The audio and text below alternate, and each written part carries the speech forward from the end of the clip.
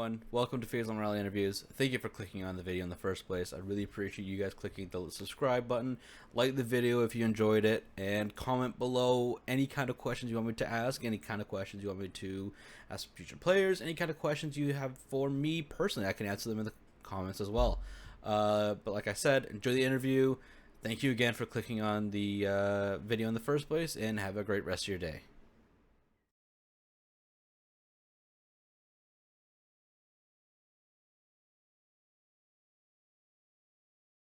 Thank you for sitting with me, Dhokla, coming off of a pretty dominant 3-0 compared to yesterday's series against Cloud9.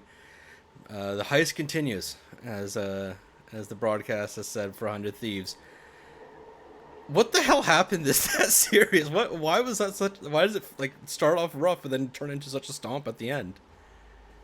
That's just how it goes. I mean, Shopify didn't really do much proactive. They're playing so standard. They're like, all right, we're gonna fight every objective. This is how we're gonna set up. You can just tell by the way they're playing a game. Like, objectives is the only thing we're gonna fight, nothing else really. And then when it's a game like that, it's like we team fight better than them, so they're playing our game, and we play that game better than them, so we're just gonna win. I mean, it was compared to yesterday. Yesterday, I'm a big 100 Thieves fan. It's how I actually got into doing interviews in the first place. So the 100 Thieves Discord. That's another story for another day. But it is yesterday was 5 games to the end, like one team fight at the end of yesterday. That's what guys got you to the win. This time it just kind of felt like, as you said, it just team fight. You guys played better and ended up in your court, as one may say. Before the series started on broadcast, I believe it was either Kobe or Azael mentioned that they interviewed you and you talked about wanting to list which duo would be better back from NRG. Either yourself and FBI or Palafox and Contracts.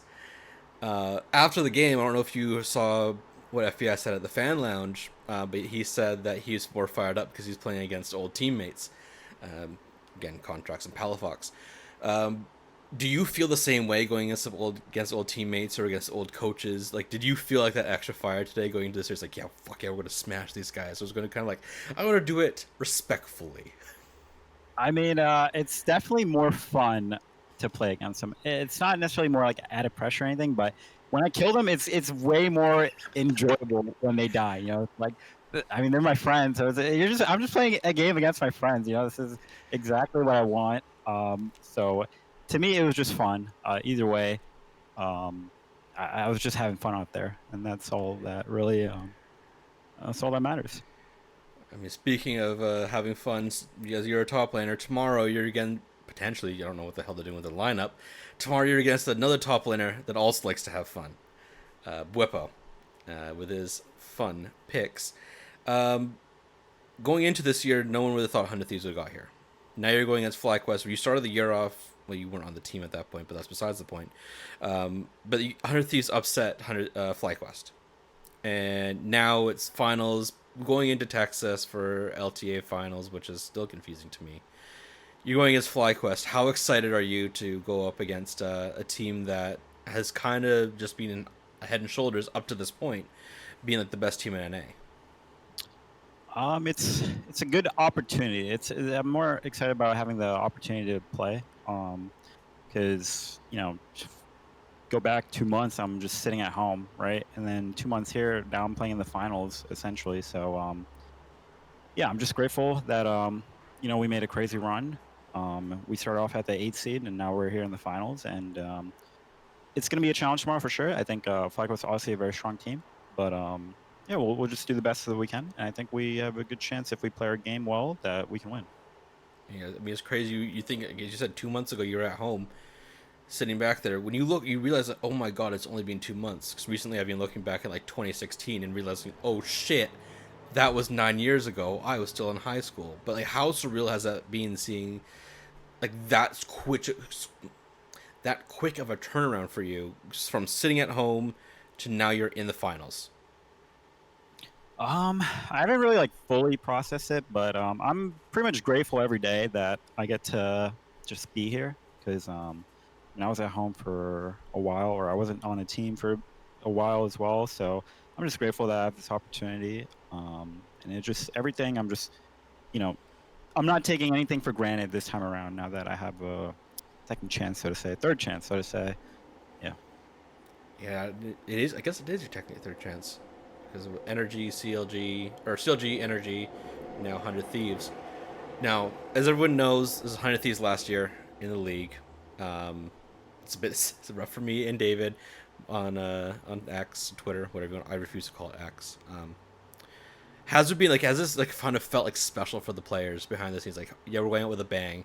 We're going to do this our way. We're going to steal everything. We're going to live up to the Thieves' name, or is it kind of being like, let's get back to basics and let's play our game our way, and we'll just beat everyone? No, I mean honestly, we just joke about it. They're like, "Oh shit, I thought the league team was gonna be done with like a few weeks ago." I was like, "Oh shit, we're still going." You know, we're just making fun of it. That situation doesn't really affect us because we're still like it's every day is like the same. It doesn't really matter if we're out of the league or not out of the league. Because honestly, at the end of the offseason, like all your spots are kind of up anyway. So yeah, I don't understand the big deal around like, oh, the team's leaving the league. Like, yeah, so to me, it doesn't really matter at all. Um, Obviously, it's gonna suck for the LTA to like lose a brand like 100 Thieves. Who's been such a strong brand in the scene and in esports in general. That's gonna be missed, but to me, it's just a job and an opportunity to keep playing. So I'm grateful for that. But I don't really have like crazy affection towards them or like the added pressure that we're leaving the league. I mean, yeah, because Yeah. you're like the newest person on the team, right? Everyone's been there for at least a year or more, or has spent time in the league already, or the team already. With FBI being there for however many years at this point. Mhm. Last question for you here, because I know you have to go prep for tomorrow, the third best of five in a row, which I don't know how you do it. Um, Outside of league, what have you been up to behind the scenes? Something that the fans would find interesting or find curious that you've been up to in your spare time.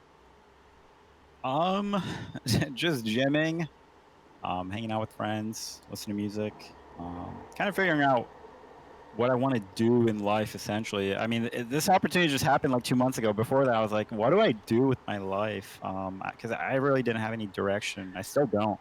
What I'm gonna do because yeah, you can't really do esports forever, right? So yeah, I'm still struggling on like what my next phase would be and what that entails. And yeah, so just pondering life, what's the meaning and all that, the usual midlife or quarter life crisis, you know. God, I'm 25 and I'm already doing that, and I don't want to think about that. I mean, that's why I went back to school, but that's neither here nor there. But thank you very much, Dokla, for sitting with me. It's a pleasure, and good luck tomorrow. And I'm excited to see you guys in Texas. Thank you.